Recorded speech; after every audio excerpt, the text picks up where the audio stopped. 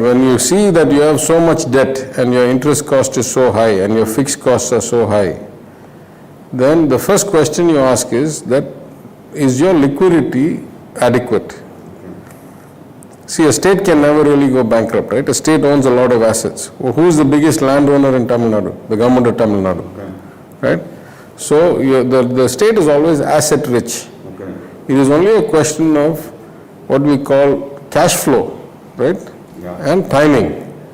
So revenue versus expense and liquidity. These are basically the constraints that a sovereign government has. Otherwise, a sovereign government normally, especially for people like us who don't issue a lot of bonds directly, the risk of default is not very real. It's microscopic. That's not the worry.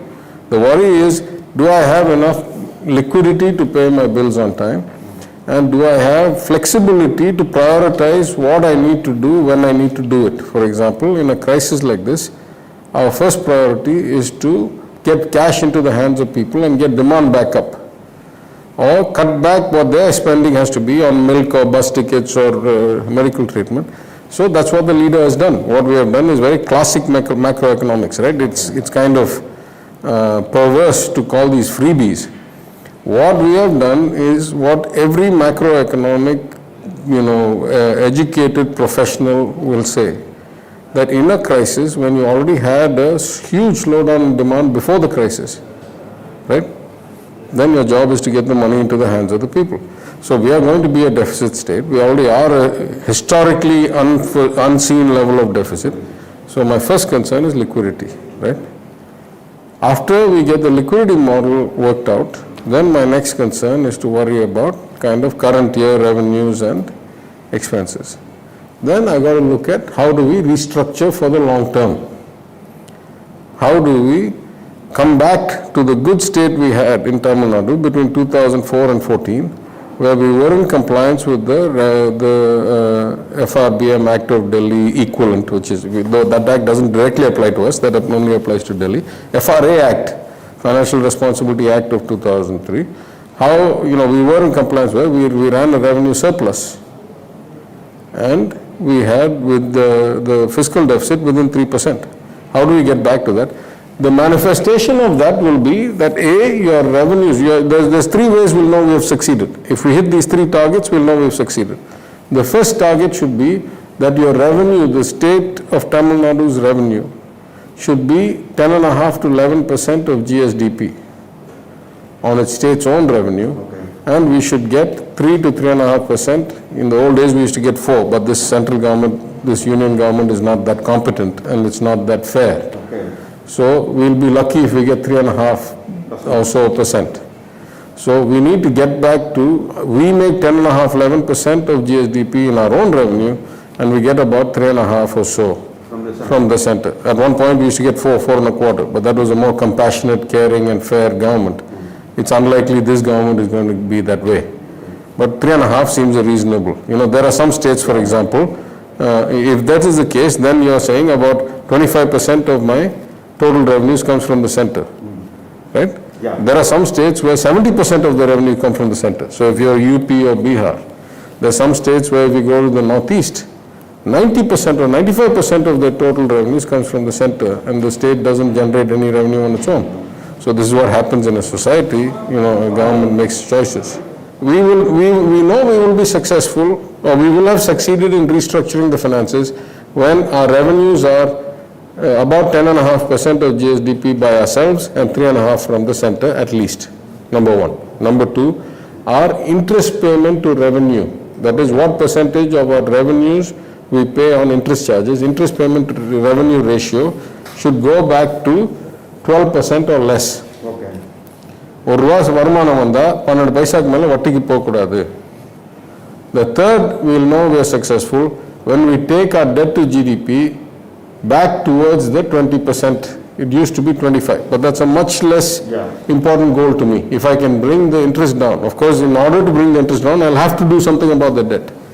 But my main priority is revenue, then interest containment, then debt containment, right?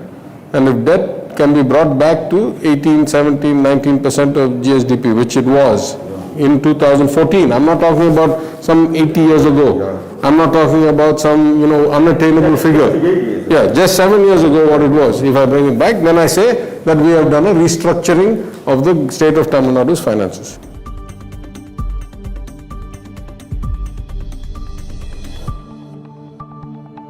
One, how much, and two, for what reason, in what circumstance. Okay. Now I'm going to make the distinction. All of these freebies together, what you call freebies, all these, what I'll say, salugaigal, all these discounts or cash payments, will add up to maybe 10 or 20,000 crores. Worst case, right now we've only done about 6 or 8,000 crores. But let's say I add more and more and more. How much revenue am I missing? 70,000 crores. Correct? So, it is the lack of revenue management that has resulted in this. How much interest payment am I paying every year? 45,000 crores. So, relative to 45,000 crores or 70,000 crores, paying 8,000 or 9,000 crores extra is not the biggest problem. It's a question of scale, you understand? Yeah. There's a second, much more important than scale, which is intent and circumstance. If I give money when there is lockdown and when the demand has fallen off a cliff, then most macroeconomic professionals or professors or advisors will say you are doing the right thing. What did Ms. Sitaraman come and tell us at the height of lockdown last year? Our government is going to do 10% of GDP spending. Correct? And most people who read it said, you're talking 10%, if you actually do the mathematics, is less than 1%. Bakela in the bucket line on the bucket you're just playing ducks and drakes. But clearly, it is everybody's intent during a lockdown to actually give more money to the poorest people. So the intent is good. As opposed to when there is no lockdown, when corona cases have gone to almost zero, and when you do this just before the election, you go and borrow and give some more money. That was not in the budget in the first place. Ours was in the manifesto, so we planned for it.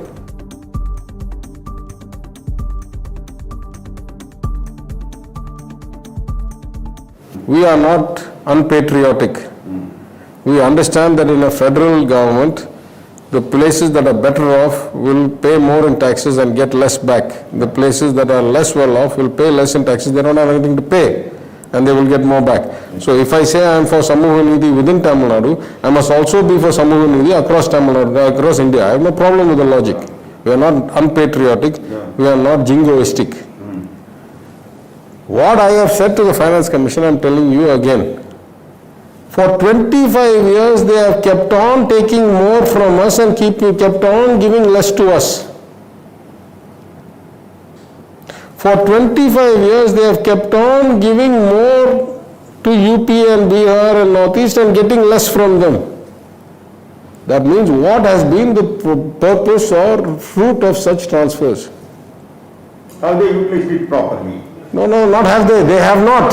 Yeah. What do you mean have they? Of course they have not. Yeah. The whole point of redistribution, if I take from the wealthy and give it to the not so wealthy, the point is to reduce the gap. If you look at any other part of the world, if you look at China, they tax the coastal provinces and give it to the interior, the gap reduces.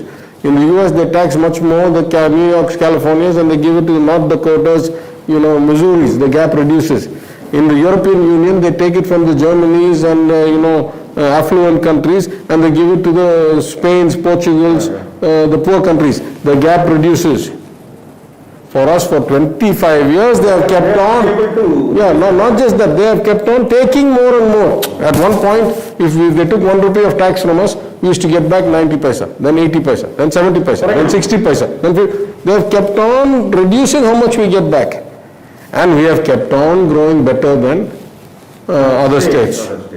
So something is structurally wrong. You cannot keep doing